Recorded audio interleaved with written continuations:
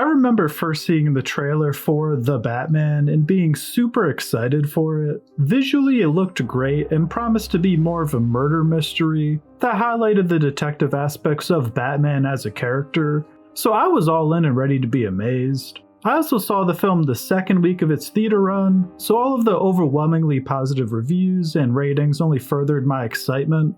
But when I actually got around to seeing The Batman for myself, I was a little underwhelmed. It was a good film, but it had the potential to be great, which I believe largely fuels my disappointment. But first, I'll start off with a positive. I thought Robert Pattinson brought an interesting and unique portrayal of the Caped Crusader. It was a grounded and gritty version of the young Batman who is still figuring things out, but is established enough to have a good rapport with Commissioner Gordon. And that is another positive of this film. Gordon definitely felt the most integral he's ever been to any Batman film's plot. And I like the two working together to try to solve this case. But Batman is a role of two halves, and the Bruce Wayne side of things wasn't nearly as strong of a performance. I've always viewed the Bruce Wayne aspect of Batman as what keeps him from falling completely into the vigilante life and being no better than one of his villains, as his normal life keeps him grounded in reality and sane to a certain regard. And this just simply didn't exist in this film. Pattinson's Bruce Wayne was just an emo reclusive guy when we got to see him in public, and personality-wise wasn't really any different to him with the mask on, which presents a few issues in my mind. The most obvious being that I don't think it'd be too hard to figure out who Batman is when the town's billionaire is almost never seen, and is looking like the lead singer of a punk rock band when he does make appearances. You see, while the Bruce Wayne aspect of the character is important to keep him grounded, it is also important to keep his cover, as being in the public eye and seen without the mask so much keeps suspicion off of him. And in this film, we kinda see the Batman persona is essentially taking over Bruce Wayne's life. And I know that this was done to highlight that he's a younger Batman who hasn't ironed everything out yet, but it just feels like too much of a deviation from the essence of Batman in my opinion.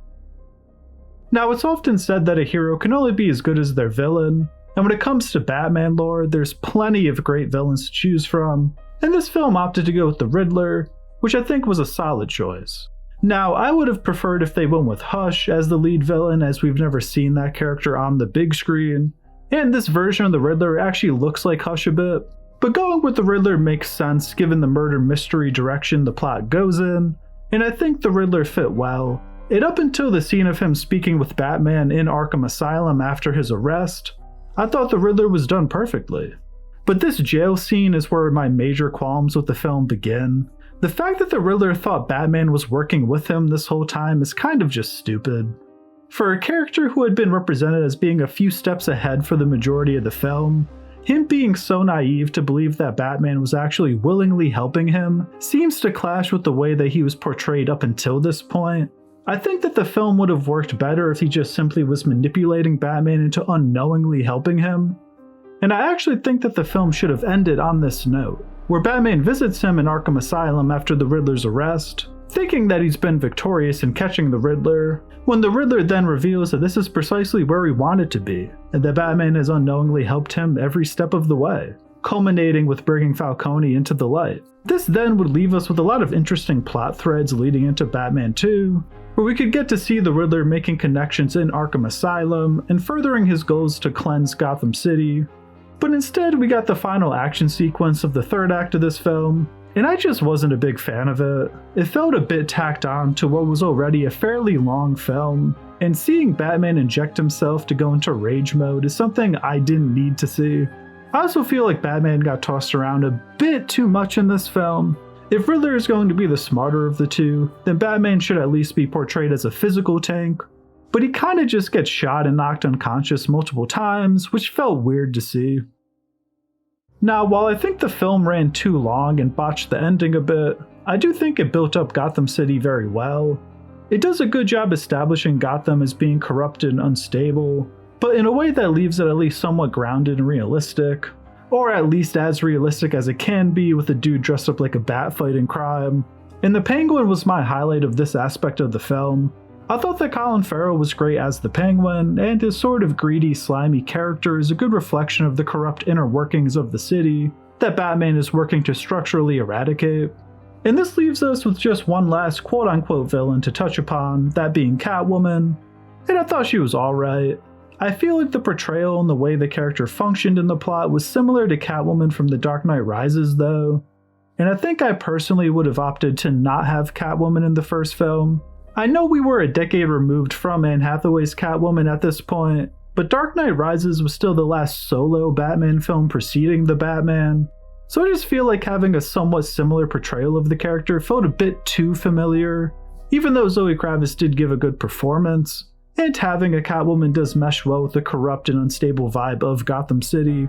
I just think she would have been better served in sequels, as she could have been shown doing smaller scale heists and thefts under the cover of the big waves being caused by the Riddler's axe. Now to tackle what is likely to be my most controversial take of this video. I think this film is directed excellently, but edited poorly. There is some beautiful cinematography throughout this film and plenty of great shots, but just about every shot lingers for at least a few seconds too long. I know that probably sounds like a nitpick, but with a film that is nearly 3 hours long, trimming down all of these shots actually starts to add up and make quite a big difference.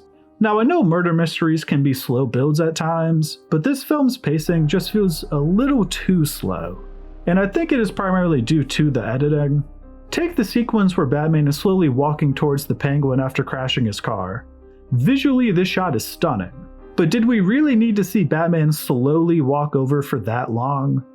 The car chase sequence as a whole is actually something that feels completely added on in all honesty. If Batman had just caught the Penguin prior to the car chase, literally nothing changes with the film narratively. Batman would just interrogate Penguin at a different place is all. So it really feels like it was added just to include a cool car chase scene and sell some Batmobile toys. So unnecessary scenes like this and the overall lingering on shots really hurt the pace of the film, and I think in the hands of better editors, a more enjoyable and tighter version of this film would exist. All in all, The Batman is certainly a good Batman film, but it falls short of being one of the great Batman films in my eyes.